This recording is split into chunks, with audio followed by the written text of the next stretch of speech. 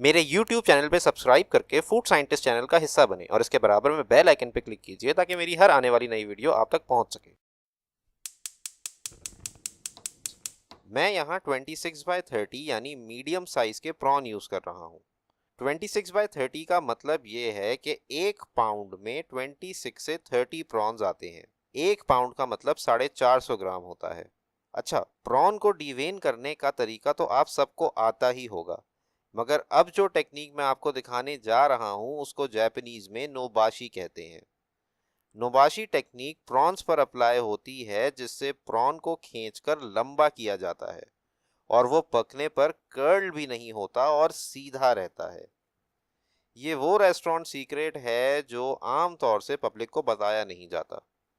नोबाशी technique की 2 से 3 variations हैं, मगर मैं आपको वो तरीका बता रहा हूँ जो सबसे आसान है।